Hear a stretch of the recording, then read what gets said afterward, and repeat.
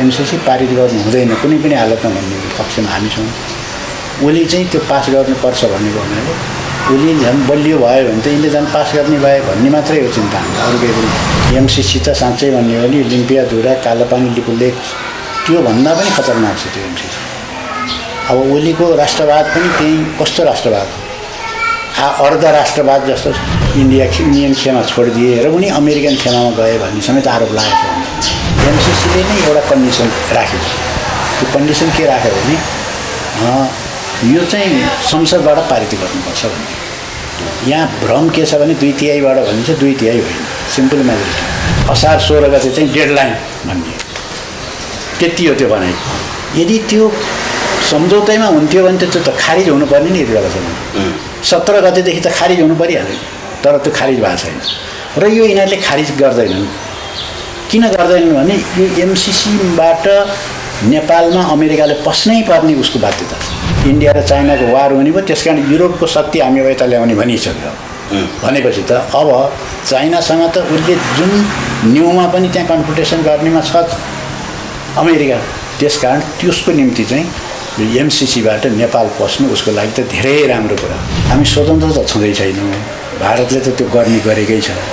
Party फुटाइदिने, जुटाइदिने, नेता बनाइदिने सबै गरि त राखेको छ। रिस्क हुन्छ नि पोलिटिक्समा, कहाँ भने हामी टाउकामा इनाम बोकेर हिँडेकै थियौँ। हुन्छ नि पोलिटिक्स गर्ने भएपछि देशको निम्ति गर्छु भने शहीद हुन्छ के बिग्रिन्छ। त्यति हिम्मत नगरेदेखि त किन लाग्नु पोलिटिक्समा। अर्थमा जाहिर खान लागे भयो। प्रचण्डलाई त्यो अलिकति परेकै छ, किनभने उनले पार्टी लगेर बुझाइदिए। त्यत्रो जनयुद्ध हाँकेको नेता, त्यत्रो पार्टी त्यसलाई कमान्ड गरेको, त्यत्रो पार्टीलाई लगेर एमाले जस्तो पार्टीमा लगेर विलय गराए। त्यहाँ त उनको धेरै ठुलो स्वार्थको लागि गरे नि त उनले, त्यसै त गरेका छैन। एमालेलाई कहिले पनि कम्युनिस्ट पार्टी भनेनौँ। कम्युनिस्ट पार्टी भनेको भए एमाले सरकारमा भएको बेलामा हामी हतियारै उठाउँथेनौँ। कम्युनिस्ट पार्टीले कम्युनिस्ट पार्टीको विरुद्ध हतियार उठाउनुहुन्छ, त्यस्तो अनैतिक काम पनि कसैले गर्छ।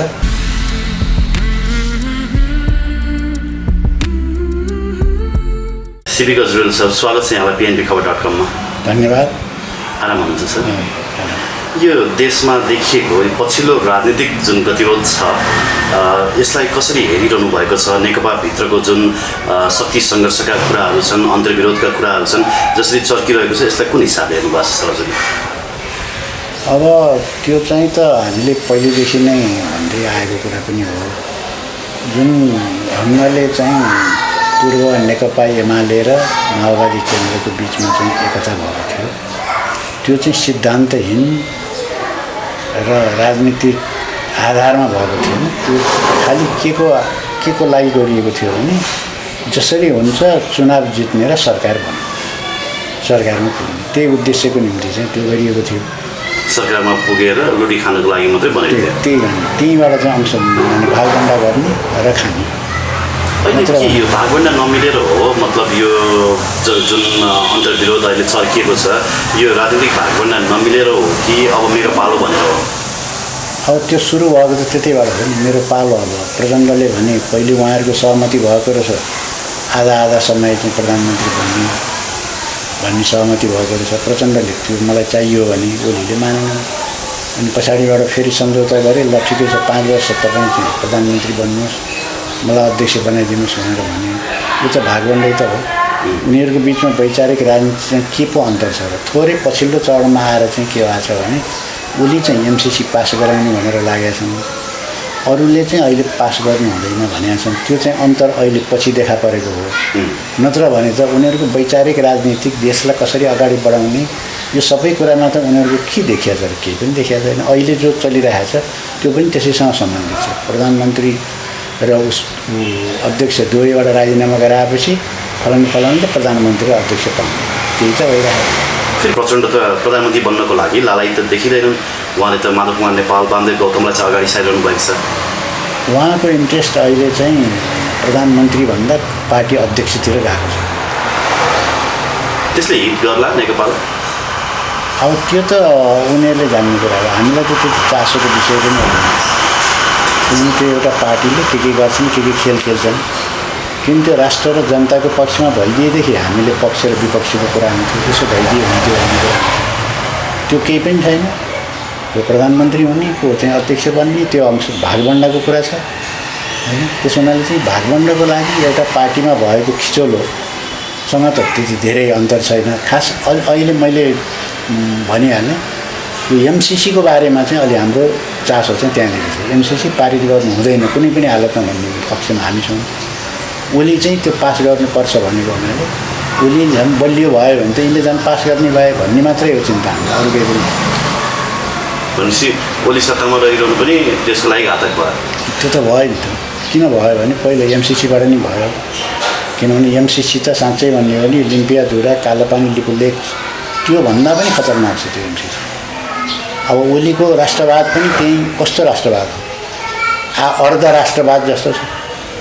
लिम्पियाधुरा कालापानी लिपुलेख मैले नक्सामा गरेँ हुनाले म देशभक्त भएँ भनेर अहिले नारा लगाइरहेछ नि ओलीले, देशभक्त बताउनुपर्छ। तर एमसीसीमा जाँदाखेरि चाहिँ अमेरिकालाई बुझाइदिनु चाहिँ तयार, नेपाललाई चाहिँ कुरुक्षेत्र बनाउन चाहिँ तयार। त्यो चाहिँ हामीले राष्ट्रवाद देखेनन् त्यहाँ चाहिँ। अब त्यो मात्रै राष्ट्रवाद देखेँ। त्यो एमसीसीको पक्षमा पनि फेरि केपी ओलीले त्यति धेरै लबिङ गरेको त देखिँदैन नि पछिल्लो। अब कहिले पनि उनले एमसीसीलाई पारित गर्छु भन्ने चाहिँ छोडेनन्। जब प्रश्न उठ्छ एमसीसी के गर्ने भने पारित गर्नु हामीले एउटा भनिरहेको छ। अहिले उनको कदमले चाहिँ के भयो त भने त्यो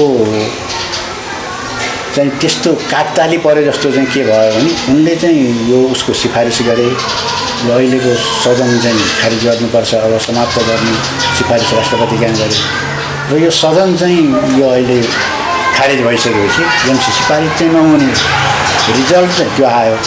उनले गरेको अर्कै उद्देश्यको लागि हो भन्ने देखिन्छ। त्यो एमसीसी पास हुन्छ भनेर होइन। तर त्यो एमसीसीमा त्यति धेरै महत्त्वाकांक्षा राखिएको त देखेन नि केपी ओलीले। उनले त त्यति पनि राख्नु नपर्ने हो, राख्नुपर्ने औचित्य छैन। किनभने त्यो उनको पालामा चाहिँ सम्झौता भएको पनि होइन, पहिल्यै भएको सम्झौता हो। त्यसलाई किन निरन्तरता दिनुपर्छ? फेरि उनको अर्थमन्त्रीलाई किन फेरि दोहोऱ्याएर चाहिँ सम्झौतामा उनले हस्ताक्षर गर्न लगाए र अनि त्यहाँबाट वकालत किन गर्यो? त्यति आवश्यक पनि थिएन नि। कूटनीतिक मर्यादा हो भन्नुभएको छ नि। त्यतिको लागि मात्रै उनी मर्यादै गर्नुपर्ने केही थिएन। किनभने एमसीसी भनेको त अहिले नेपालको राजनीतिको एउटा मुख्य मुद्दा हो नि। त्यो मुद्दामा उनी कहाँ उभिएका छन् भन्ने कुराको त महत्त्व हुन्छ। उनी कतातिर उभिएका छन् भने एमसीसी पारित गर्नुपर्छ भन्नेमा उभिएका छन्। त्यसै हुनाले उनलाई आरोप पनि के लाग्दै आएछ भने उनी इन्डिया छोडेर अमेरिकन खेमामा गए भन्ने आरोप लाग्यो। इन्डियासँग त उनको पर्यो, इन्डियन खेमा छोडिदिए र उनी अमेरिकन खेमामा गए भन्ने समेत आरोप लागेको छ। एमसीसीकै पास गर्ने भए भन्ने कारणले गर्दाखेरि यति बेला भारत पनि र चाइनातर्फको केही शक्तिहरू पनि अलिकति रुष्ट भएको हो कि भन्ने कुराहरू आएको छ नि। हो, अब भारत त अलिकति रुष्ट त हुने नै भयो। किनभने भारतले नेपाल त्यति अगाडि बढ्ला भन्ने उनले ठानेका थिएन, साह्रै हेपेका थिए इन्डियामा। त्यसकारण त उनीहरूले चाहिँ अब जाने नेपालको भूमिलाई आफ्नो चाहिँ भूभागभित्र हालेर नक्सा जारी गरे लैयाम। त्यहाँबाट गएर झन् राजमार्गै बनाइदिएँ मैले लौ भनेर छाती ठोकेर चाहिँ उहाँ पत्रकार सम्मेलन गरे दिल्लीमा। यो के हो त भने नेपालीलाई असाध्यै हेपेका थिए यिनीहरूले। अब त्यो नक्सा पारित गरेर त्यो पनि संसदमा सर्वसम्मतबाट गर्दाखेरि चाहिँ के भने ओ यिनीहरूको राष्ट्रिय स्वाभिमान त रहेछ भन्ने कुरा यिनीहरूले बल्ल पछि थाहा पाए होइन। त्यो काम चाहिँ ओलीजीको सरकारमा भएको बेलामा भयो, त्यस्तो परिदियो त्यो। त्यसो हुनाले उनीहरूलाई त त्यति राम्रो लागेन, त्यो त स्वाभाविक हो। अब जहाँसम्म चाइनाको कुरो छ त्यो अब बाहिर आइ पनि राखेको छ। जब एमसीसीको पक्षमा ओली गएपछि त्यत्तिकै गएका होइनन् भन्ने मान्छेहरूले अड्कल गरेका छन्। ओली त्यसै जाने पनि मान्छे पनि होइनन् र ओलीको फेरि हताश मनस्थितिले गर्दाखेरि जसरी अहिले संसद अधिवेशन पनि अन्त्य गर्नुभयो त्यो हिसाबले हेर्दा पनि कतै अलिकति ठुलै शक्तिहरू चाहिँ दबावमा लागेका छन् भन्ने देखिन्छ नि। अब उनी चाहिँ अब अमेरिकी खेमालाई पक्रिए जस्तो बुझ्न थालेका छन् मान्छे। उनको यो जस्तो भनौँ उनले जहाँसम्म लिम्पियाद्वारा कालापानी र लिपुलेखको नक्सा निकाले त्यहाँसम्म त जनताले समर्थनै गरे नि। हामी सबैले नै यो सकारात्मक हो भन्यौँ हामीले होइन। अरू पक्षमा हाम्रो विरोध भयो भने यो चाहिँ काम चाहिँ राम्रो भयो भन्ने। तर एमसीसीको विषयमा त उनी त अलिकति पनि टसको मस पनि गरेन।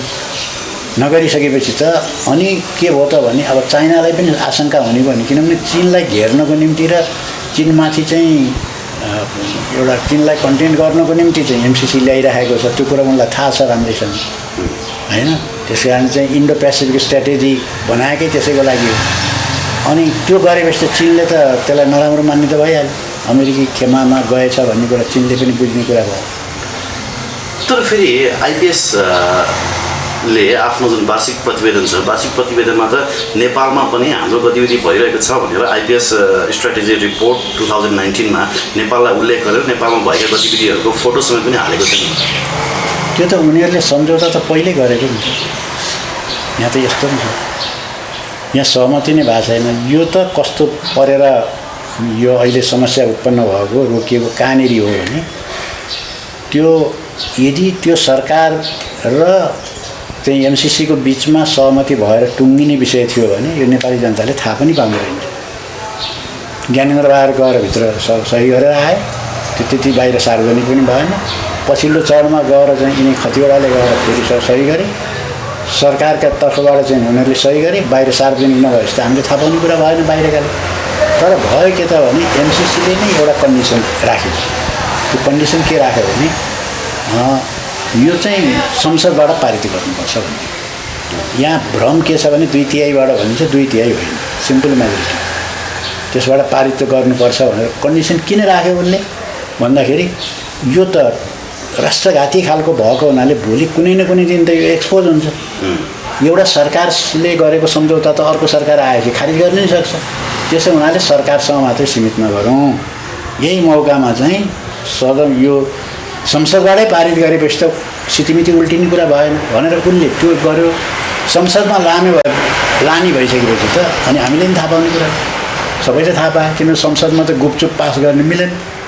त्यसै हुनाले एमसिसी त यसरी बाहिर आएको। उनीहरूले त सम्झौता गरेर पहिल्यै सकेका थिए। आजभन्दा 2 वर्ष अगाडि अफिसमा राखिसकेका छन्। याकान्डी यति होटलमा त अफिसै राखिसकेका छन्, स्टाफ भर्ना गरिरहेको छ।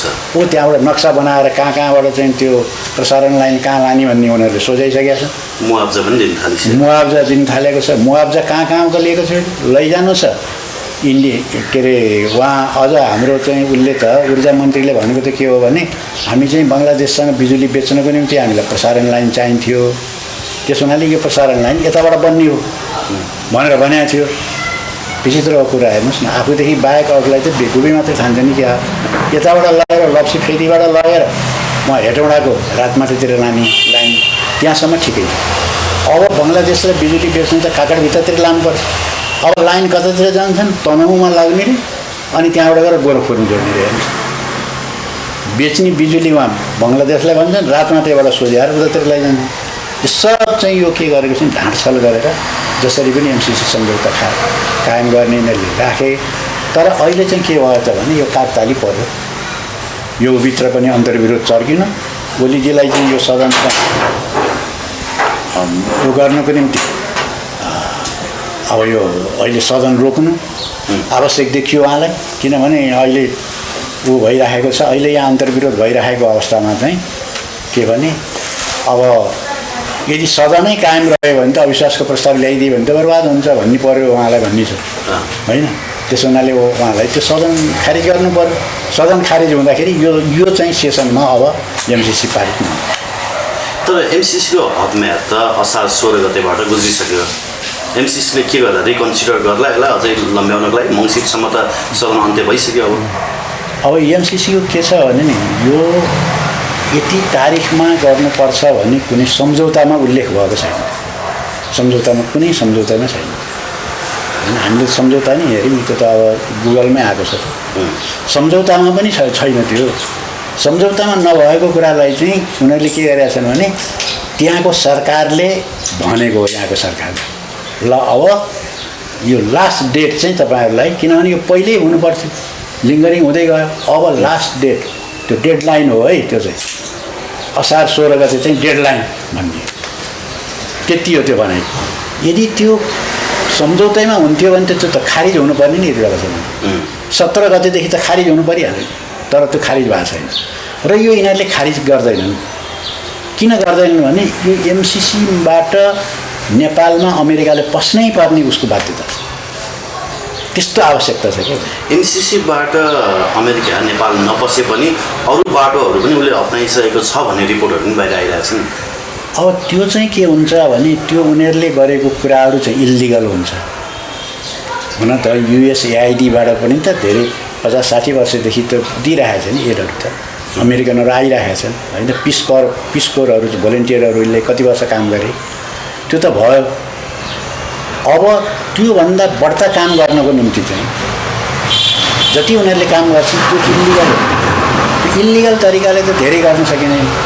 यो एमसिसी ल्यायो भने इल्लिगल हुन्छ, एकदम कानुनी हुन्छ, वैधानिक हुन्छ।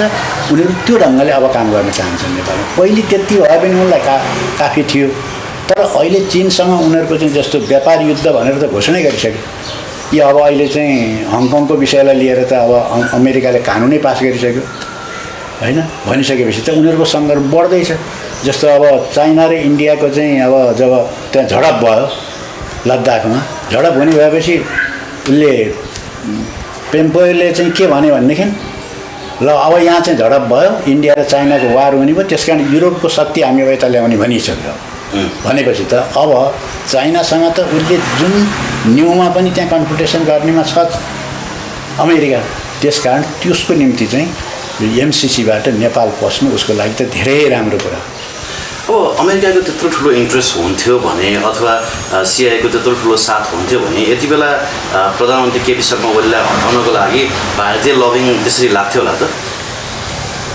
अब भारतको चाहिँ त्यति धेरै ठुलो इन्ट्रेस्ट छैन, कम इन्ट्रेस्ट छ प्रधानमन्त्री केपी शर्मा ओलीलाई हटाउनुमा। होइन, यो एमसिसीप्रति उसको पनि छ। किनभने त्यहाँ के भनिएको छ भने यहाँ जुन पनि परियोजनाहरू बन्छन् त्यो परियोजनामा चाहिँ भारतको सहमति चाहिन्छ भनेर।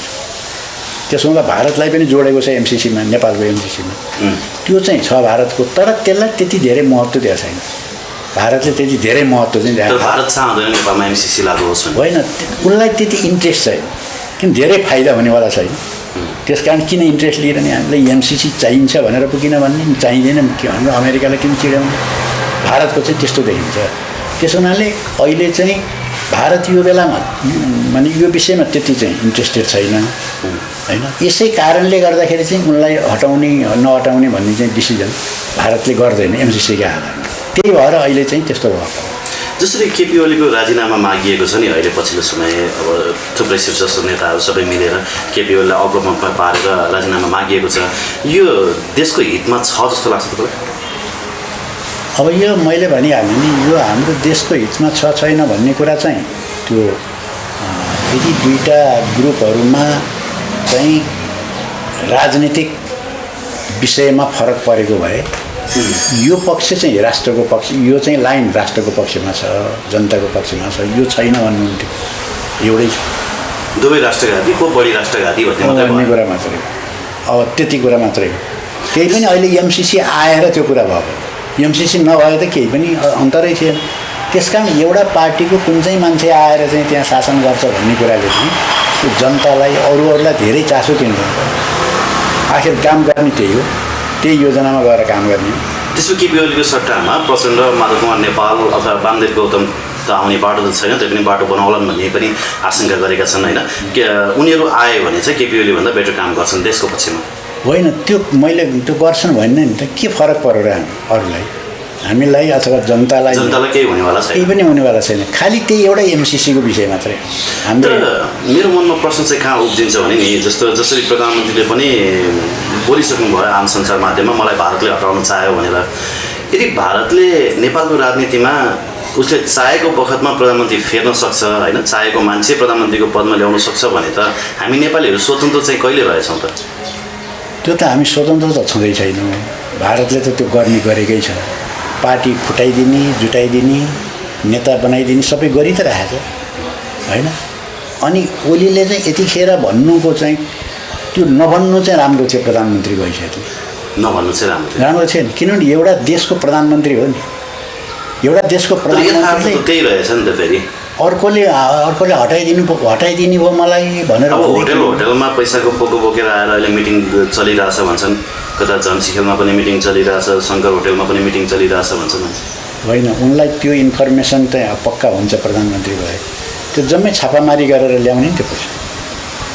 कति करोड कति मिटिङ गर्न पाइन्छ होइन मिटिङ त इल्लिगल मिटिङ गर्न पाइँदैन एउटा मान्छेले इल्लिगल पैसा बोक्यो भनेदेखि त पुलिसले समातेर मुद्दा चार्ज चलाउँछ संस्थागत रूपमा आएर अर्को देशमा आएर अब चाहिँ त्यसरी इल्लिगल्ली चाहिँ त्यो गर्छ काम भनेदेखि त त्यो त अधिकार हुन्छ नि त्यो त सरकारको अधिकारै छ नि यदि को इन्भल्भ छन् यहाँबाट यहाँ कुरा पनि उठेको छ राजदूतै इन्भल्भ भएको छ भने राजदूतलाई बोलाएर यहाँ प्रश्न गर्न पाइन्छ राजदूतले त सेटिङ मात्रै मिलाएको अर्कै तपाईँको अरू नै कार्यकारी व्यक्तिहरू आछन् तिनीहरू आयो भने यहाँको चाहिँ यो यहाँको गुप्तचर विभाग के हेरेर बसेको छ जानकारी भएको भए त्यो होटेलमा छापामारी गर्ने के कुराले रोक्यो त्यत्रो हिम्मत हुन्छ र भने सर होइन किन नहुने मदन भण्डारी गुल्डाएको देश भन्छन् राजा रानी मारेको देश भन्छन् यहाँ त जे पनि हुन्छ नि होइन अब त्यो हो भनेदेखि त अब के चाहिँ के गर्नु पर्यो भने अब त्यो पोलिटिक्सको लाइनै छोडिदिनु पर्यो रिस्क हुन्छ नि पोलिटिक्समा कहाँ भने हामी टाउकामा इनाम बोकेर हिँडेकै थियौँ हुन्छ नि पोलिटिक्स गर्ने भएपछि देशको निम्ति गर्छु भने शहीद हुन्छ के हुन्छ के बिग्रिन्छ त्यति हिम्मत नगरेदेखि त किन लाग्नु पोलिटिक्समा अर्थमा जाहिर खान लागे भयो व्यापारी भयो त्यहाँ त्यो रिस्क छैन गर्ने पोलिटिक्स अनि के हुने हो कि भनेर चाहिँ गर्न थालेपछि त अनि त्यस्ताले के कसरी देशको चाहिँ स्वाधीनतालाई बचाउँछ भने सार्वभौमतालाई कसरी फेरि नाकाबन्दी गरिदिन्छ कि जनताले दुःख पाउँछ कि भन्ने पनि सोच्यो होला नि त होइन नाकाबन्दी गरेर त त्यसको विरोध गर्दा त ओलीलाई कति फाइदा हो नत्र ओलीले चाहिँ यो चुनाव पनि जित्थ्यो त्यही नाकाबन्दीले जिताएको तर अहिले आएर त त्यस्तो गरिदियो फेरि जाहिर खाने कुरा गर्नु भने जाहिर खानु पर्यो भने त ओलीले पिउनुभन्दा माथिको पाउँदैन त जाहिर अब उनको रिलेसन बनेको छ ठुलो व्यापार गर्न सक्छन् है अहिलेको डेटमा अहिले त उनको चाहिँ ठुलो बनेको छ अब त्यो त उनले धेरै गर्न सक्छन् अरू व्यवसाय गरे भयो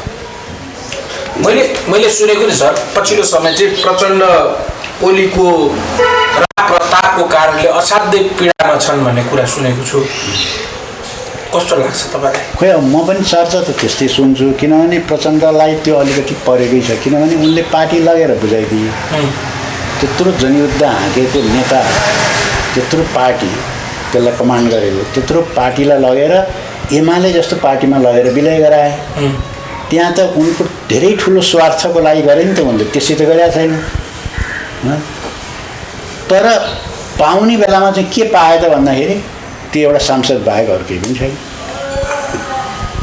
आधा गर्ने भनेर पहिले हस्ताक्षरै गरेको थियो भन्छ अहिले त्यो हस्ताक्षर कताको भनेर मागिरहेको छ उनको के थियो भने अब 5 वर्षमध्ये 2.5 वर्ष म प्रधानमन्त्री बन्न पाउँछु 2.5 वर्ष प्रधानमन्त्री बन्न पाइसकेपछि त अब धेरै कुरा भइहाल्ने भन्यो पैसाकै कुरा धन सम्पत्तिकै कुरा पनि कति हुने भयो आफ्ना मान्छे जतासुकै राख्न पाइने भयो सारा हुने भयो 2.5 वर्ष चाहिँ एउटा देशको प्रधानमन्त्री हुँदा धेरै गरिन्छ भन्ने चाहिँ उनलाई पक्का लागेको थियो होला अब आइसकेपछि चाहिँ बोलीले चाहिँ बिरालोले मुसो खेलाएर खेलाइदियो उनलाई अब अहिले त केही पनि छैन अब तपाईँलाई चाहिँ कार्यकारी अध्यक्ष बनाइदिए पछि त उनलाई बैठकमा कुर्सी पनि अर्को आफू जस्तो कुर्सीमा पनि बसाउनु छोडे उतातिर गएर बस्ने अवस्थामा पुर्याइदिए अनि उनलाई पीडा त भएकै हुनुपर्छ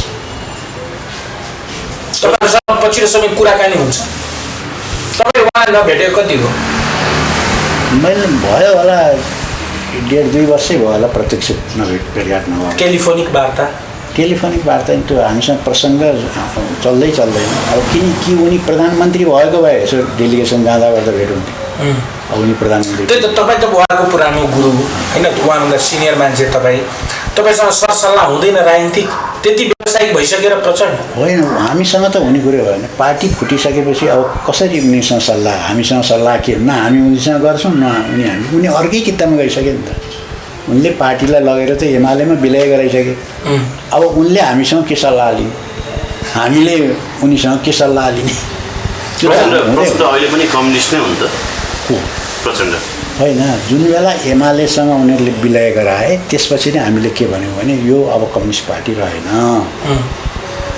किनभने हामीले एमालेलाई कहिले पनि कम्युनिस्ट पार्टी भनेनौँ कम्युनिस्ट पार्टी भनेको भए एमाले सरकारमा भएको बेलामा हामी हतियारै उठाउँथेनौँ कम्युनिस्ट पार्टीले कम्युनिस्ट पार्टीको विरुद्ध हतियार उठाउनुहुन्छ त्यस्तो अनैतिक काम पनि कसैले गर्छ बोर्डमा चाहिँ कम्युनिस्ट भयो चारित्रिक रूपमा भएन एमालेको एगेन्स्टमा तपाईँहरूमा चाहिँ त्यो चरित्र पनि फेरि देखा परेन नि त होइन त्यो त त्यही कारणले त हाम्रो फेरि चाहिँ माओवादी नै फुट्यो।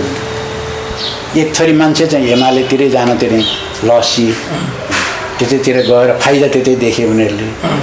प्रधानमन्त्री बन्ने, मन्त्री बन्ने सारा चिज त्यहाँ देखे, सम्पत्ति सारा कुराहरू त्यो देखेपछि उनीहरू उतातिर लसे। त्यहाँ एकता गर्न पाइयो भने हुन्छ भन्ने। हामी चाहिँ के भन्यौँ भने हामीले त यो जनयुद्ध गरेको त्यसको लागि त होइन नि त, हामीले त समाज हेऱ्यो। प्रचण्डको यो गति देखेर मनै खुसी लाग्छ कि दुःख लाग्छ कि कस्तो हुन्छ तपाईँलाई? होइन त्यो त अब हामीलाई चाहिँ त्यसो गर्नेहरूको परिणाम त्यही नै हुन्छ। हामी संसारमा त्यही नै देखेका छौँ। प्रचण्डको पनि त्यही गति हुन्छ भनेर त हामीले पहिल्यै भनेको हो।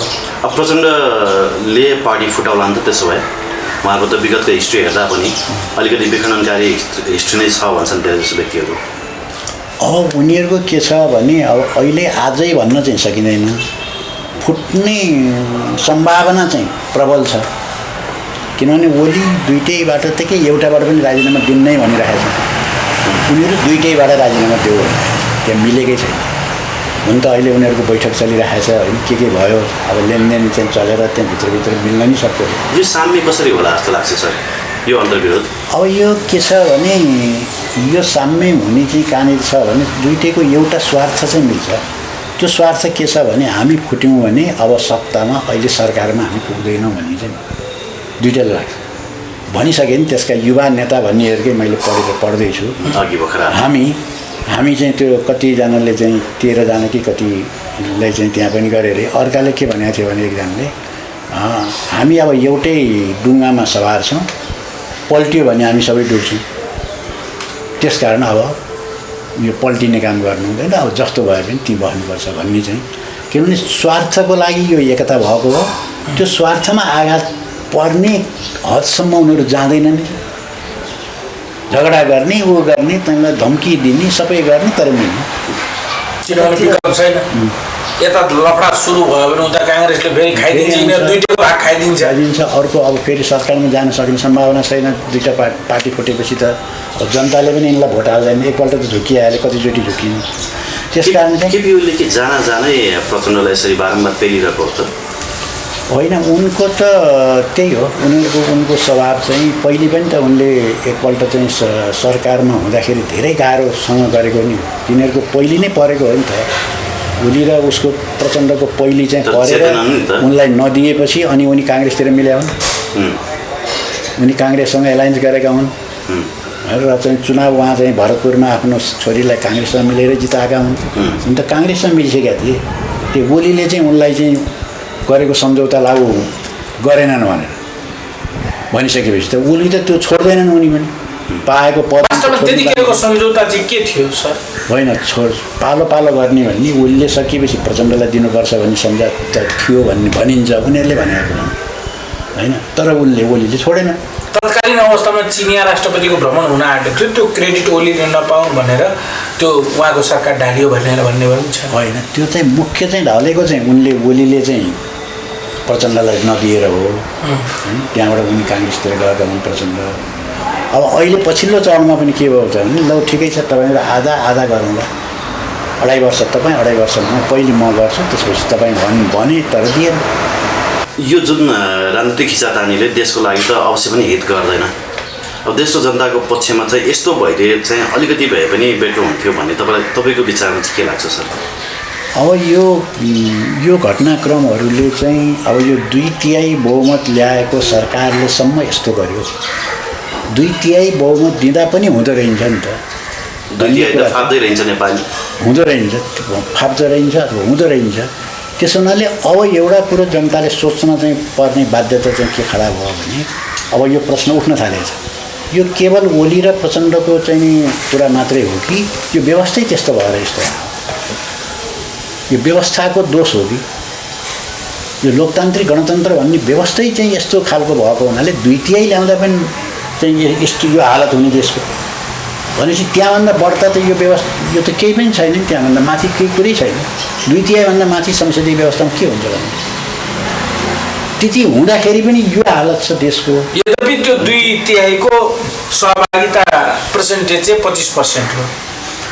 त्यो त आफ्नो ठाउँमा छँदैछ। त्यही पनि अब 2/3 ले पनि हुँदैन भने चाहिँ यो के को कारण हो त भन्दाखेरि अब बहस चल्न के थालेको छ भने अब यो व्यवस्थाकै खराबी हो, व्यवस्थाको कारण यो भएको हो कि त्यसकारण यो चाहिँ अहिले सङ्घीय लोकतान्त्रिक गणतन्त्र भनेर जो ल्याइएको छ यो व्यवस्था नै ठिक नभएको हो भन्ने प्रश्न उठेको छ।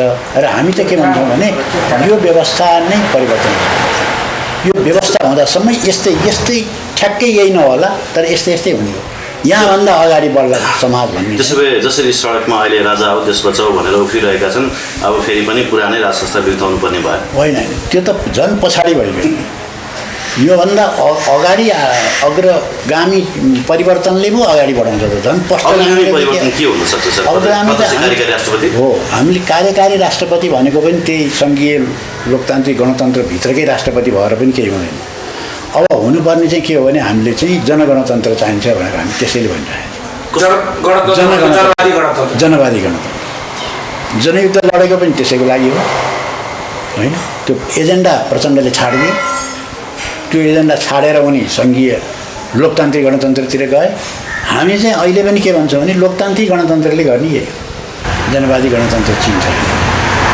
चिनको जस्तो चिनले चाहिँ अहिले ल भन्नुहोस् त त्यहाँ सन् 1949मा क्रान्ति सम्पन्न भयो, यही अवधिमा अब अमेरिकाको हाराहारीमा गइसक्यो। यही कोरोना भाइरस हेर्नुहोस् त त्यहाँबाट उत्पन्न भएको 1-1.5 महिनाभित्र उनीहरूले त्यसलाई कन्ट्रोल गर्यो। 42,000 त डाक्टरहरू त त्यही पुरै केन्द्र थियो। हरेक व्यक्ति जहाँ जहाँ अलिकति शङ्का लागेको छ सबैलाई टेस्टिङ गरेको छ, उपचार गरेको। लकडाउन लामो समयसम्म लकडाउन गरेर उनीहरूले गरे। अब त्यहीँ अमेरिकामा हेर्नुहोस् त्यत्रो क्षति त्यहीँ पुर्यायो। इन्डियामा अब यतातिर इन्डियातिर आएको थियो, त्यो इन्डिया भएकोले हामीलाई समेत यस्तो पाइन्छ। त्यहाँ इन्डियाबाट जति मान्छे आउँछन् सब कोरोना ल्याएर। तर विश्वमा सरस्वती हेर्दै हो भने विश्व परिवेशमा चाइनाले जति प्रगति गरे पनि जति धेरै विकासका फड्कोहरू मारे पनि त्यहाँका जनताहरू चाहिँ एक हिसाबले कम्पेरेटिभली खुसी छैनन् भन्ने कुरा आउँछ नि बाहिर। त्यही भएर पनि अहिले चाइनाका धेरै जसो जनसङ्ख्याहरू अस्ट्रेलिया, अमेरिका लगायत विश्वका थुप्रै देशहरूमा चाहिँ उनीहरू बसाइसराइ गरिरहेका छन्। यदि साँच्चीकै जनवादी गणतन्त्रले चाहिँ चाइनामा जनताहरूलाई खुसी दिन सकेको भए किन जनताहरू त्यसरी माइग्रेट हुन्थ्यो होला?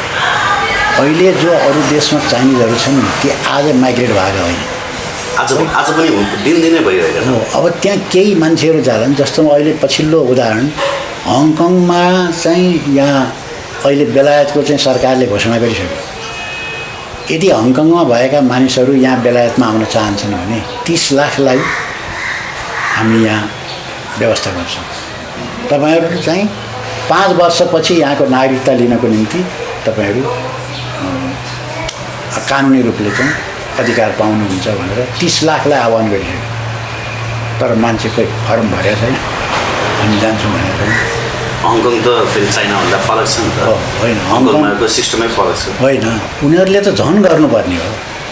त्यस्तो स्वतन्त्र भएको यो बेलायतको अधीनमा भएको उसले त झन् चिनको त खपिन सक्नु हुनुपर्ने हो नि त। आजको न्युजमा पनि त्यही छ, उहाँको प्रधानमन्त्रीले भनिसक्यो।